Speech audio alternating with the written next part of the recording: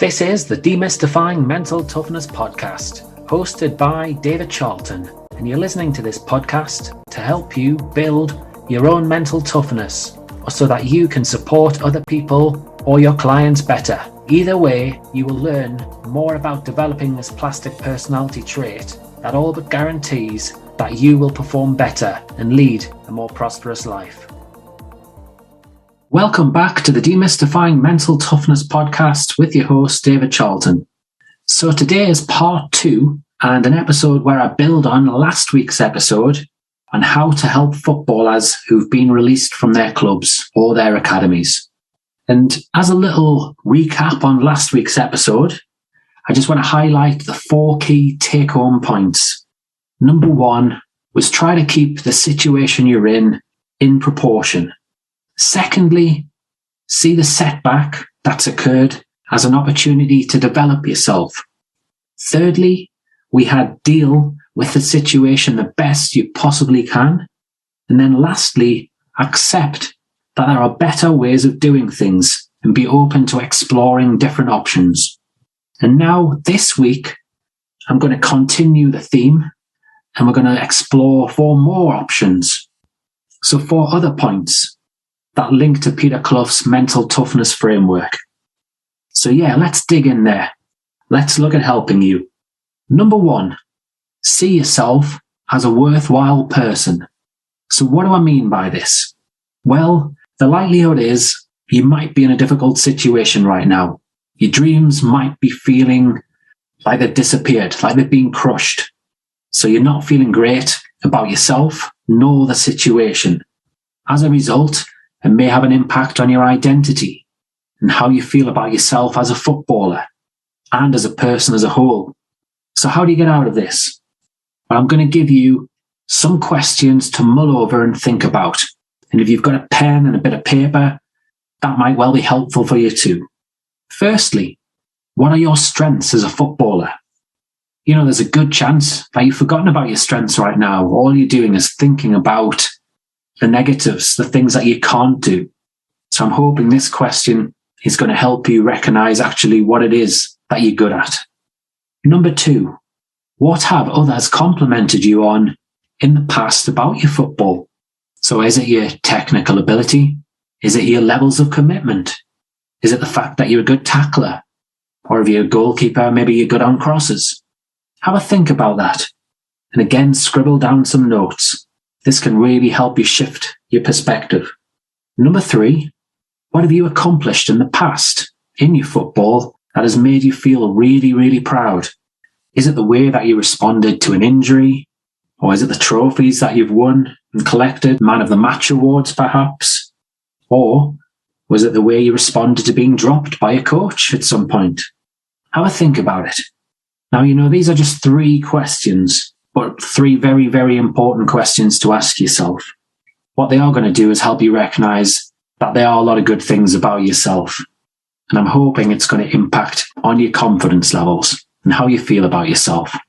As a footballer, I'd also encourage you to also think about yourself as a person too, as a human being, and think about what it is that you bring to friendships, to family life, to education, and think about your general strengths and how you go about helping other people at the same time.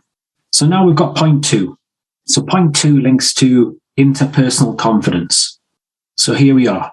If you've got any unanswered questions for the coaching staff, make sure that you ask them.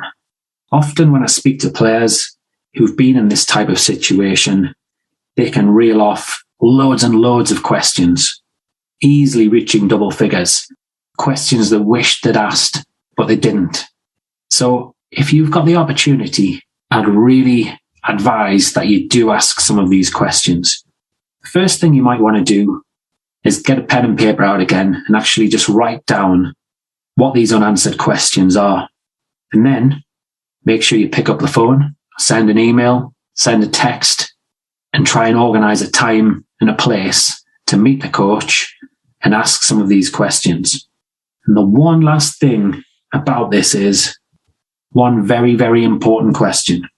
Ask the coach or the coaching staff, if I'm going to bounce back positively from this, what do you think I need to do?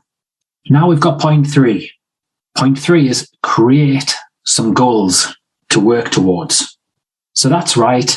In the previous episode, I did drop in the fact that I thought it was a good idea to start considering what goals you want to make. And now, ideally, I'm hoping you're feeling a little bit better about the situation. You've taken on board my advice up to now. You've taken on board the 4 previous points from the last episode and these 2 points that I've mentioned. And I'd like you to start becoming really, really clear on what it is that you want to achieve going forwards. So can you write down 3 goals? So what is it in 12 months' time you want to say that you have achieved? So 3 things. Is it playing regularly for a new club? Is it gaining a new contract? Or is it simply just enjoying your football again? Really think about this. What is it you want to achieve in the next 12 months? And then let's chunk this down further. It's very easy to brainstorm and have a dream, have an ambition, but how are you actually going to make this happen? So if you want to achieve these things in the next 12 months, what is it you need to do in the next month? And let's think, what are the top 3 things that you actually need to do in the next month? And then I encourage you to go out there and actually do them. But before you do that, you might want to break it down even further and think about the next week. From those monthly goals, what is the one thing that you are going to do in the next week? Did you notice I said you are? Not that you might. It's very easy to be a bit wishy-washy with our language, with our words. So, as I say, what is it you are going to do in the next week to help you achieve some of these goals that you've set for yourself in the next month? And then, importantly, just think about how they tie into where you want to get to in 12 months' time too. So what I'm going to do, I'm going to put a link in the show notes to a performance profile, which actually breaks down this process. And it can be a helpful guide for you to look at, to be able to think about this goal setting process, if you like.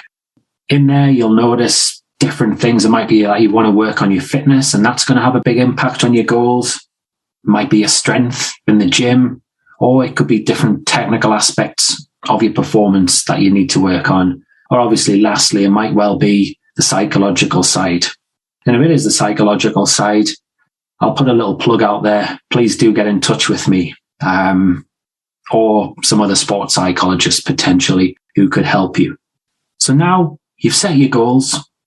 You've thought about how you're going to get there. However, realistically, getting from A to B, there is likely to be setbacks and distractions that are going to get in your way to achieving your goals. So the big key is understanding what types of setbacks and what types of challenges you might come across in the next week, the next month, the next 6 months, the next 9 months, the next 12 months, that really could impact you achieving your goals. So my key takeaway, the message here is don't allow any of these setbacks to distract you from your long-term goals. But how? How are you going to make sure that doesn't happen? Well, what I'd like you to do to start with is simply write down on a bit of paper 5 distractions that might actually happen to you in the next 12 months. Maybe, you don't get the contract that you wanted. Perhaps your motivation levels suffer. Your relationship with the next coach isn't straightforward. Or you have some injury problems. These are different distractions that might occur. You have a little think about it. And then after you've thought about these distractions, what I'd like you to do is make this exercise even more powerful and this episode and do some visualization. So what I'd like you to do is find a quiet place, switch your phone off, close your eyes, and imagine the journey. So where you are now to where you want to get to in 12 months. Thinking about the successes along the way, considering some of these goals, the 1-week goal, the monthly goals, some of the feelings achieving these goals are going to give you, and the thoughts that go through your head when you do achieve them, when you do get that contract, when you do celebrate some wins, when you can get involved with the banter with new teammates. I'd like you also to consider some of the distractions, some of the challenges that you've written down. and see yourself, visualize yourself in some of these sticky situations. Maybe you did have a falling out with a coach, or you were upset because you got wrongly sent off, or you weren't selected for a period. How are you going to deal with these situations? Visualize that. What would the calm, composed, and really confident footballer do? What would they respond like? How are you going to respond? Now, I hope that these 8 bits of advice, these tips are really going to help you. I'll repeat them just to make sure nothing gets lost on this podcast. We've got the 4 from today's episode: seeing yourself as a worthwhile person. If you have some unanswered questions for the coaching staff, make sure you ask them. Create some goals to work towards, and don't allow setbacks to distract you from your long-term goals. And then from the previous episode, we've got try to keep the situation in proportion.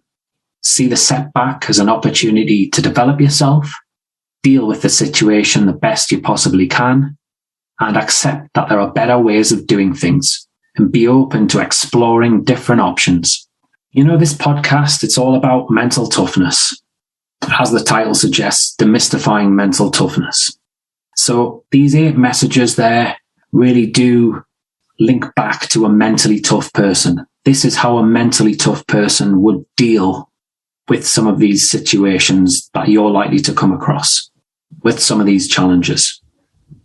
And if your mental toughness isn't quite where you'd like it to be, the different tips, bits of advice, insights there, they're all going to contribute to developing your mental toughness, which is going to mean that you can handle pressure and setbacks like this better moving forwards. So, if you have found this helpful and you'd like to discuss any of these points any further, myself and my team, we support an awful lot of footballers across the country and on a global scale. It might be the motivated youngster in an academy, or it could well be the seasoned professional. So please do get in touch with me. My email address is info@sport-excellence.co.uk. I'd love to be able to help you and answer any questions that you've got. Please do take good care of yourself, and I really do wish you well in the future. If you enjoyed this episode of the Demystifying Mental Toughness podcast with David Charlton, do check out my website, sport-excellence.co.uk, and my online sport psychology resources. The Sport-Excellence website has essential resources for anyone looking to build their own mental toughness or the mental toughness of their athletes or teams, or if you want to achieve peak performance more often or optimal functioning. The Sport Excellence website has everything you need to keep moving forward and thrive. So go on, head over to sport-excellence.co.uk to find out more.